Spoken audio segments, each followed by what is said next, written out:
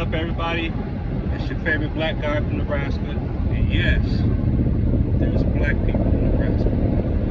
I have a quite a random topic, but interesting topic. I don't think people understand when it comes to Deathrow Records, the record company, I don't think people really understand how much of a criminal organization Deathrow Records was. Now, the person who gave the money to sponsor Deathrow, who got it started, sold dope for the CIA. Whether he was aware of it or not, he sold dope for the CIA, and he was also connected to Freeway Ricky Ross, the real Freeway Ricky Ross. So you have Harry O, then you have Suge Knight, which I argue was an informant and worked for the FBI and the ATF. Also, you have the crooked lawyer who has mafia ties and also works with the JDL, the Jewish Defense League, and that is David Kenner.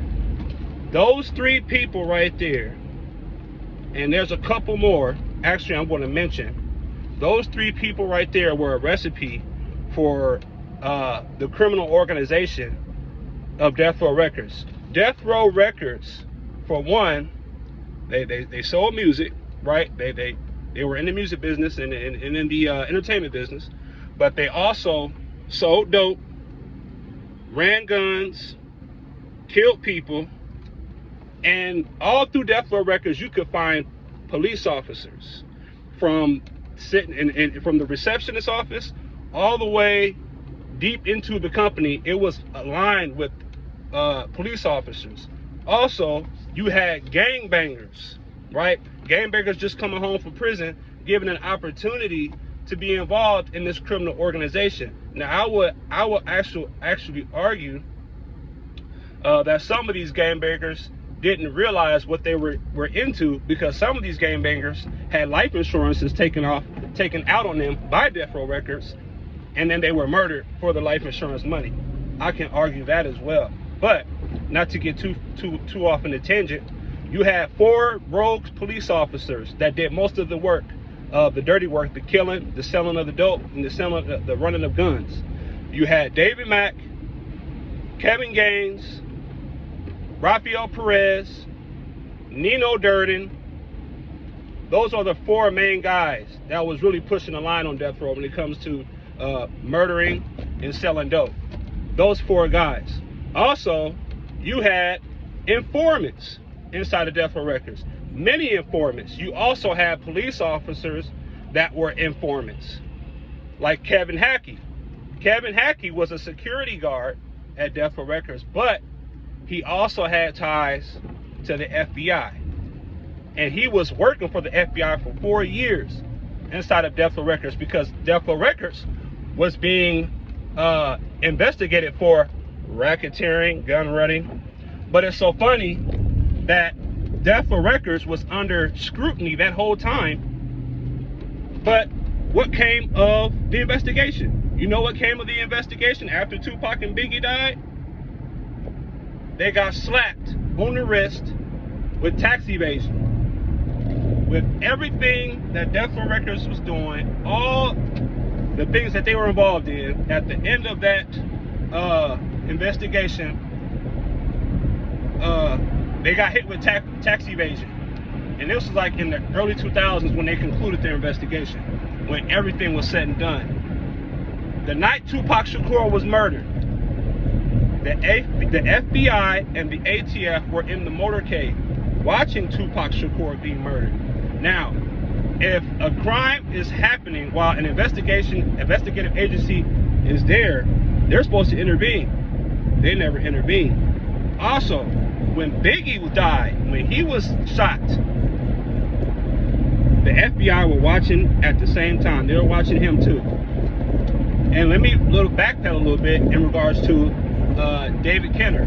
Now, Suge Knight was the face of Deathrow Records. The face, right? Because you got to have a face. But the true owner of Deathrow Records That's David Kenner. David Kenner was the true mastermind. He made the plays. Now, I'm not going to take anything away from Suge Knight, but how cynical and how calculated Deathrow Records was, it had to be somebody that was extremely intelligent to make those moves. Now, Suge Knight, I argue he was an informant, because Suge, from 1990 until 1996, committed multiple felonies while on probation. Never went to prison, never went to jail. You can't commit one felony on probation and not get violated. He only got violated until after, once Tupac Shakur was assassinated, which I argue was one of the goals of Deathrow Records. That's when Suge Knight went to prison. That's when the everything was done. Most of everything was done that they wanted done in regards to the hip hop industry and the environment and the people they wanted to murder and the goals that they had. Tupac was assassinated. He was done. So they didn't need Suge Knight for anything. So they jailed him. Also, David Kenner was a known dope dealer. Sold pounds of dope as a lawyer and never been investigated. That tells me the connections that he had. Now, I'm just spitting out random facts, and there's a lot more to the story, to the Deathrow Records. There's a lot more, but I'm just giving you all the information that I know. There's a book called The FBI War on Tupac Shakur and Black Leaders by John Potash that has all the facts and all this information and inside of it. Now, Orlando Anderson, the person that supposedly had killed Tupac, as Tupac was getting shot, we come to find out that Orlando Anderson went to the hospital in Vegas. I think it's called Sunrise Hospital in Las Vegas for a dislocated shoulder. That information just came out maybe within the last couple years. Also, how can Orlando Anderson, if he was the shooter, how was he able to evade for 2 years and then finally he was killed in 1998? If he was the shooter, if he was the arm sticking out of the Cadillac and shooting.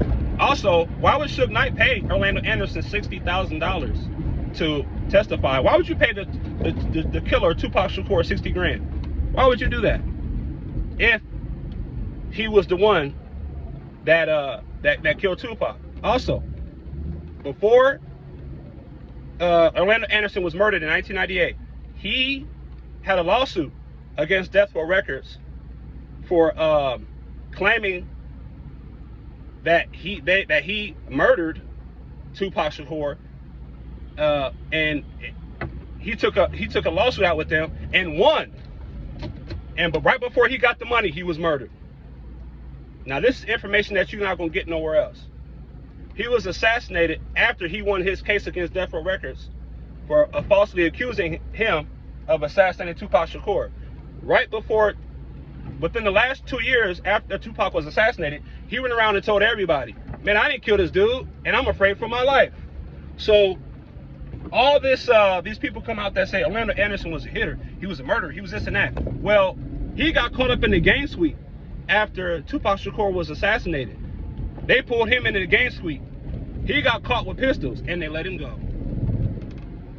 Why? Why would they let him go? Because I believe Orlando Anderson was a police informant. That's what I believe. I believe that he was a patsy. Honestly, I think that he worked with the police in Compton, because the police in Compton came up with all that information, that he was a murderer, that he was he was with the business. Nobody ever said that, but people involved in Deathrow Records who want the narration to be that Orlando Anderson killed Tupac. Now, that assassination couldn't have been pulled off so easy, so specifically, and it couldn't have been so organized without police officers being involved. Reggie Wright Jr. is a major key to the puzzle as well, because he disarmed security that night with another lawyer who's pretty shady named George Kalisis. George Kalisis is now in Nevada.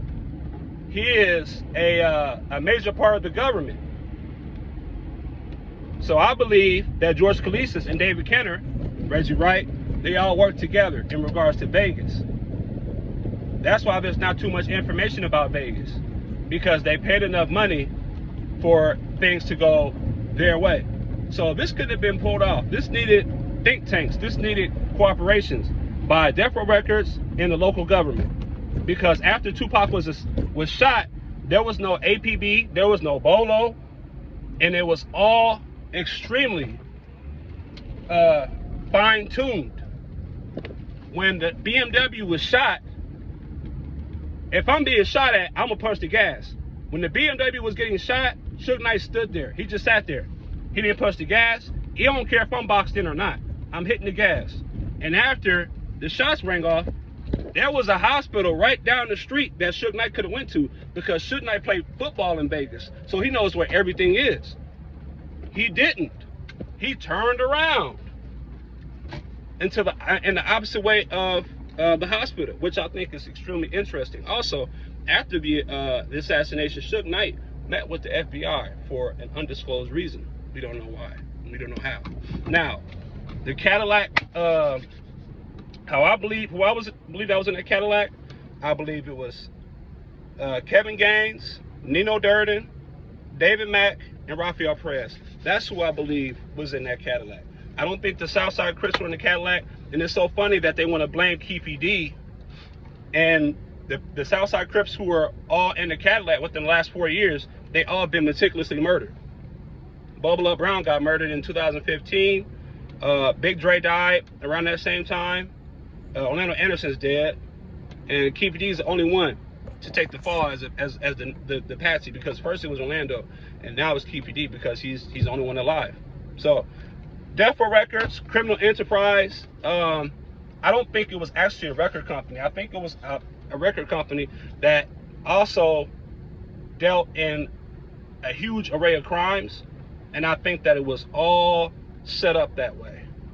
It was a real life criminal organization. That would have been a perfect. Deathrow Records is the first is a perfect record company, I believe, to be hit with the RICO. Like they fit the whole RICO.